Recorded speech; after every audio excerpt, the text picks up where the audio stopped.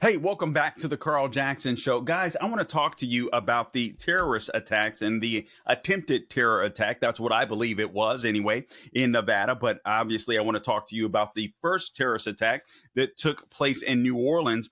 But before I even get to that, I want to play a video clip for you. This is FBI Director, or outgoing FBI Director, Christopher Wray. Cut number 4. Christopher Wray said basically white supremacy is the biggest domestic terrorist threat in the United States. They fill the bigger bucket when it comes to domestic terrorism. Let's play that. Cut number 4, please, Gabe. And I think the thing that we're all struggling with is, there are these homegrown terrorists of every flavor and type, but just in the number of either cases or arrests, how many of them are white supremacist? What is if not the exact number? Is it the same as other types of domestic terrorism? Is it higher? Just give us a level of approximate numbers. Well, what I can tell you is that within the domestic terrorism bucket category as a whole, racially motivated violent extremism is, I think, the biggest bucket within that larger group. And within the racially motivated violent extremist bucket, people subscribing to some kind of white supremacist type ideology is certainly the biggest chunk of that. Okay, I don't that's have very numbers helpful. for you. That's very helpful. And total BS. So we were told that white supremacy was the biggest domestic terrorist threat, that by outgoing FBI Director Christopher Wray. And obviously, you guys know what that was. We all know what that was. That was a jab at mostly peaceful J6 protesters, including the grandmother that went inside of the Capitol to pray, including the thousands of people that walked inside of the nation's capital that found themselves arrested later on. Now, I'm not saying there weren't some knuckleheads involved. There's no doubt about it, but it wasn't an insurrection. These people weren't armed.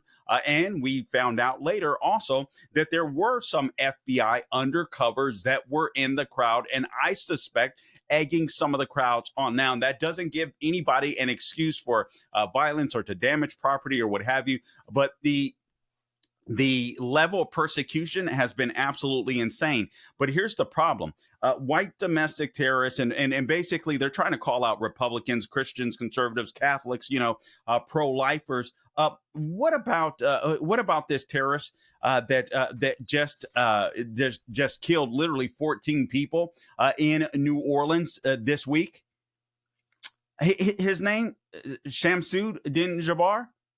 It's not Bob, it's not Tom, it's not Billy, it's Shamsud Din Jabbar. Now, I do realize there was another attempted terrorist attack, this by a former special forces guy in the military. He did happen to be white. We don't know much about him. We don't know how he was radicalized. I do know this, though. I do know that both of these guys donated as Democrats to Act Blue. I do know that both of these guys, now, according to the FBI, at least for now, these guys acted on their own. But I do know both of them, ironically, rented from that place, the car rental place, Toro, I believe it's called. They rented from that. Both of them rented EV trucks. Ironically, obviously, the guy in Nevada used a cyber truck in order to try to attack or, explode the front entrance of the Trump International hotel there in Nevada. Thank God he didn't succeed.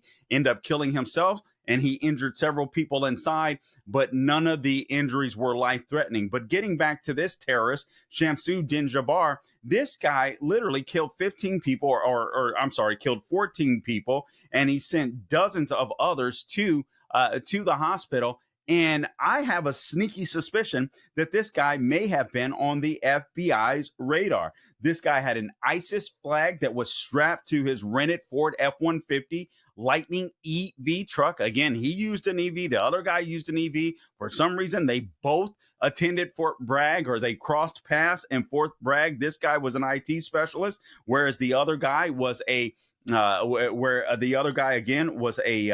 not a sniper, but associated with special forces. This guy in New Orleans literally spent 8 years of his life in the military, active duty, 5 years in the reservists, and then he went cuckoo for Cocoa Puffs. Actually, he didn't go cuckoo for Cocoa Puffs. He got radicalized by Islam. He got radicalized by Islam. So we know that this was a terrorist attack, but there's someone out there who said it wasn't a terrorist attack initially. I want you to listen to what the FBI initially said. Now, remember, this guy literally slammed his truck into a group of people, killing 14, injuring dozens others, had an ISIS flag. Here's what the FBI had to say. Let's go ahead and roll it. Cut number 1, please, Gabe. This is not a terrorist event. Oh, really? What it is right now is their improvised explosive devices that was found, and we are working on confirming if it's a viable device or not. As Chief Kirkpatrick said, we're asking everyone to stay away from Bourbon Street, specifically from Canal Street to St. Anne. That is my ask. Once again, stay away from Bourbon Street, Canal Street, all the way to St. Anne until we can figure out what is going on. Our goal is to provide you additional information at the 11 a.m. press conference. Thank you so much, and we will be in touch. Yes, I will say that we want our community and our visitors to continue enjoying. There's so much to enjoy about New Orleans, and we are going to make sure that our routes in the Superdome are safe today for the game, and yet we had this tragic event. And we're sorry again to everyone in our community. But we do want you to go about the day, as we say, just stay away from bourbon. Okay? I wonder if these people were just ill prepared. We saw the FBI version of Karine Jean-Pierre just gaslight us. I don't know if she was told to go out and say that or what. And then we saw the Barney Fife version of a police chief and Kirkpatrick. Do either one of these ladies make you feel better? Did you guys know that New Orleans, their FBI office and their police department are chock full of DEI nonsense? The Daily Caller has reported on this. I mean, they go deep into DEI. The FBI field in New Orleans and the police department in New Orleans, they're big on DEI. They want different, not just diverse types of people. They want different types of people. I'm paraphrasing, but it's something ridiculous like that. They have a diversity agent recruitment event, or they held one to aid in their search for applicants with, quote, diverse background, skills, opinions, and perspectives. Perhaps if they were a little lighter on the DEI and a little heavy on training to prevent terrorist attacks, perhaps this would not have happened. It seems to me that if you have people on a very popular street, Bourbon Street, a pretty narrow street from which I understand people cannot even escape from, it seems to me that that's probably where a stone barrier, a concrete barrier, a barrier of some sort should be, rather than the truck being able to go right around a police car. Now, the word is that they had some barriers up, but they were putting new barriers up and they weren't installed yet. That's a level of incompetence that's unbelievable. So you have Shamsu Din Jabbar that kills 14 people as a result. Again, this guy served in the army for a decade, deployed to Afghanistan before he carried out this ISIS-style attack. And make no mistake about it, he was inspired by ISIS. This was an Islamic attack. This was a guy that appeared on YouTube a couple of years ago or a few years ago, talking about his real estate business. This guy had a 6-figure salary, but he had 2 divorces in the past, and he found himself in financial shambles. So he was he was living out of a trailer park with goats and sheep within a gate, and he was running out of money. All right. And he was described as being a quiet guy by his neighbors. The odd thing is after the attack of this terrorist, this Islamic inspired terrorist, did you guys know that the media beat the FBI and police agency to this guy's house, to Jabbar's house? That's pretty disturbing. That is pretty disturbing. This guy traveled to Egypt for 10 days last year. And there's no doubt, again, he was already being radicalized. He lived right down the street from a mosque. Actually, his trailer park community is basically a Muslim trailer park community.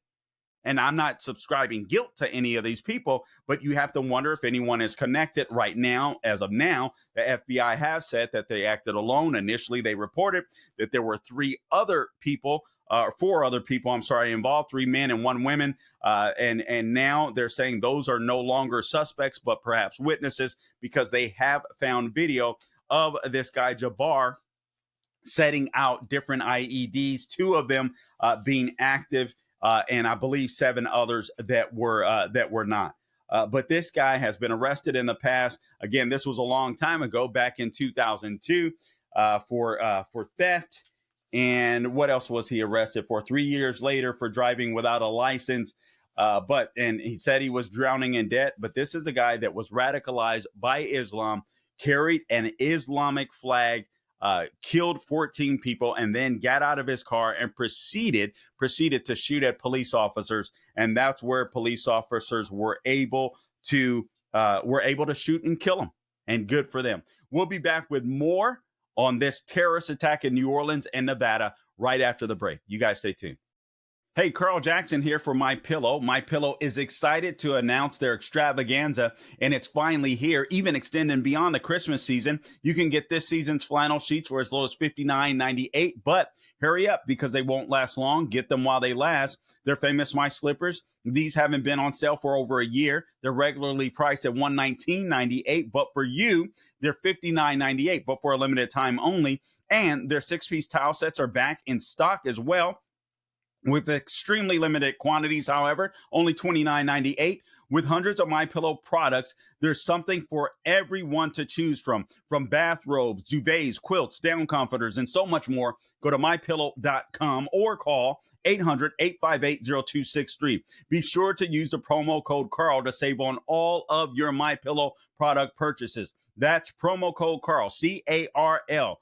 Flannel sheets for as low as $59.98. The 6-piece towel set for just $29.98. And that's not all. MyPillow has extended their 60-day money-back guarantee until March 1st, 2025. Plus, all orders $75 or more ship absolutely free. All right, MyPillow.com, promo code Carl. All right, welcome back to the Carl Jackson Show. Guys, listen, to me, considering the terrorist attack in New Orleans and the attempted terrorist attack, I believe to be an attempted terrorist attack in Nevada, you do have to wonder their connections. There are so many coincidences. These guys rented their vehicles from the same place. They both used EVs. Obviously, they were trying to send a message, no doubt about it, to Trump. I don't know if these guys are connected, but let's just say these coincidences, I mean, are absolutely astounding. But I do want to play another videotape for you. Oh, and by the way, we played Christopher Wray earlier. So much for these terrorists being these white domestic terrorists. Obviously, this one guy is, but literally, I went over a litany earlier on this week on Dennis Prager's shows of the terrorist attacks by Islamic extremists. And the numbers are absolutely astounding this year. But these things are not being reported. And it's not just here in the United States, but it's absolutely worldwide. But I want to play another video for you. Sarah Adams, I believe she's a former CIA analyst of sorts. I can't recall exactly what she did, except that she did work with like the men in Benghazi, some of our heroes, I think with logistics and equipment and so on, etc. Here's what Sarah Adams, formerly of the CIA, had to say in another podcast. Video clip number 2, please, Gabe.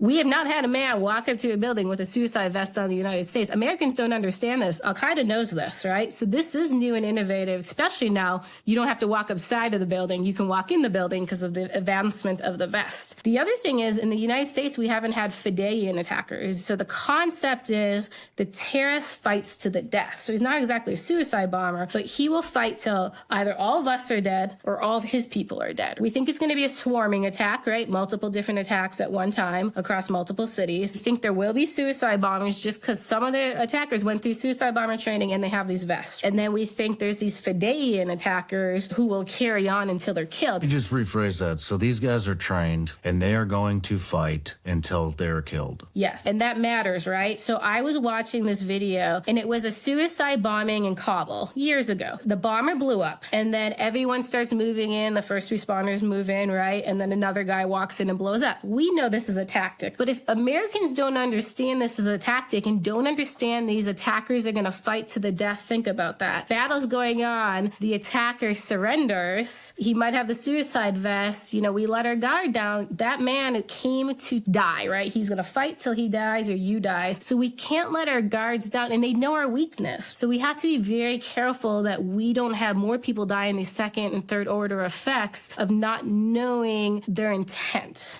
Okay. And that is Sarah Adams. I've had her on before.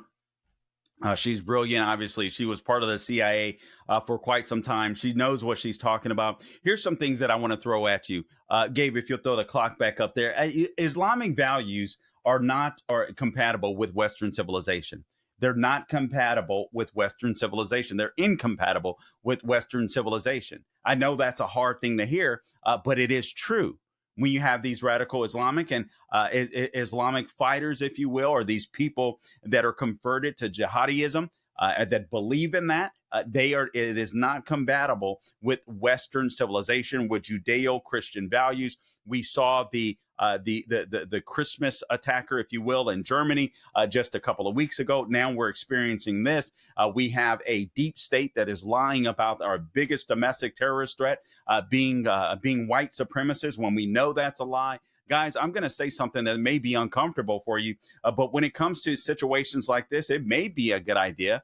It may be a good idea to use a little bit of racial profiling. Oh man, you're race. No. Listen, I'm not telling you to hate different races. I'm just saying when you go in certain areas, expect certain things. You know what I'm saying? When I go to the hood, I see some black thugs with their pants underneath their buns. I'm going to be a little concerned. You know what I'm saying? I may go to the other side of the street. Don't want to be involved. If I go to some cornfield where there's predominantly, or some redneck area, if you will, where there's predominantly white people, I'm gonna be a little more on my guard. If I'm getting on a plane, I'm just being honest with you, where I'm seeing guys in turbans, I'm gonna get a little nervous.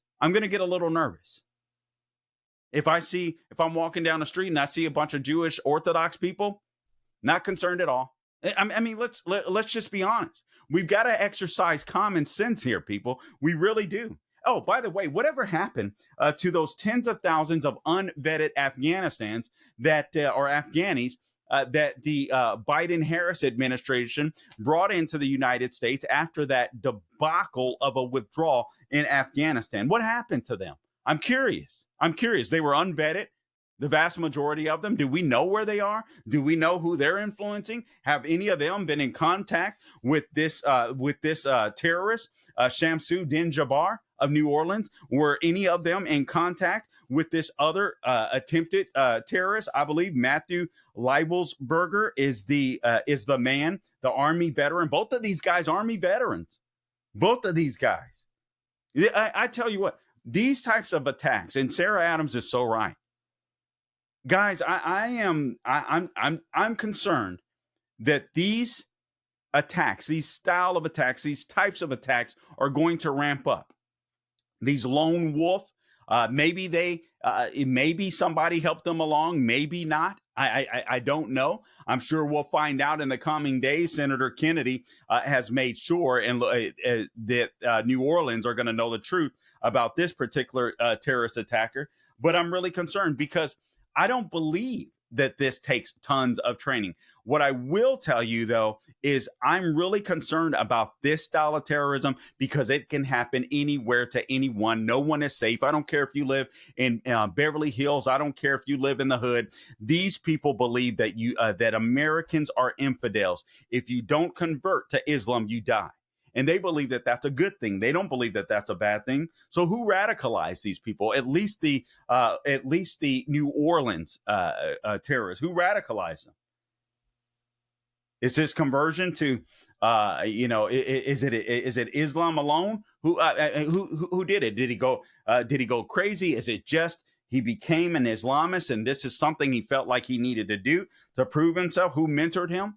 There was a mosque around him. He lived in a Muslim community. Is it possible? Is it possible when you have this Cybertruck guy that blew up this Tesla Cybertruck? Is it possible that a woke military, maybe radicalized him? I don't know. But this is why DEI is so dangerous. It is so dangerous. Guys, I believe that the federal government have distracted us. They've distracted us with J6 cases. They've done everything they can. The Department of Justice, led by Merrick Garland. What did you say, Kate? Led by Merrick Garland. Oh yeah, drones. I mean, listen, we still don't know what those drones were up to. Do you trust this government? Do you trust this DOJ? Do you trust our intelligence agencies right now? I don't trust them to tell. I mean, I'd like to. I know there's some good men and women that exist in there, but I don't believe enough of them are speaking up. These institutions, I mean, Kash Patel can't take over the FBI fast enough as far as I'm concerned. I'd really like to know how these guys were radicalized. I'd really like to know who they spoke to. Even if they acted as Lone Rangers, I have a sneaky suspicion that they may have called a person or two. And we need to find that out. We need to find that out. Could it be that this guy in this New Orleans terrorist attacker, could it be that he was upset about the court system? I mean, this is a guy that made good money but went broke going through the court system. That turned his opinion, his view of America, into a negative view of it. I don't know. And I'm not making excuses for the guy, but I want to know, how does a guy like this that served our military, served in the military for 13 years of his life to serve and protect our country, all of a sudden become an Islamist? This is what the left wants to do. They want to keep Americans divided. Guys, Republicans and Democrats, we're not enemies. We're Americans. We disagree on plenty of policy issues, and that's okay. But many of these people in Washington, D.C., in my opinion, sadly, want to keep us divided so we don't pay attention to our real enemies, whether that be China, whether it be Islamic terrorists. I'd like to know if any of these guys were on the FBI radars, because these are the worst kind of attacks. Guys, again, you could be anywhere and this could happen. You have to keep your head on a swivel. This guy in a Cybertruck in Las Vegas, Matthew Leibelsberg, 37-year-old Army veteran, allegedly rented this Cybertruck in Colorado Springs where he lives, drove it to Nevada. Anybody could do that on a whim. He detonated the vehicle outside the Trump International Hotel in Las Vegas. The similarities between the two, the perpetrators' military backgrounds to their use of rented vehicles and acts of calculated destruction at the center of this investigation is a shared history at Fort Bragg. Turns out that they did pass each other. Leibelsberger and Jabbar, both the guy in Nevada and the terrorist in New Orleans, overlapped at Fort Bragg. Did you guys know Ryan Ruth, one of the second attempted assassin of Trump, visited Fort Bragg 100 times? What's going on there? What's going on there? We deserve some answers. We deserve some answers. Guys, unfortunately, I don't believe anyone is safe. Keep your head on a swivel. You've been listening to the Carl Jackson Show and watching the Carl Jackson Show. Guys, we got one more segment for you. You guys stay tuned. We'll be right back.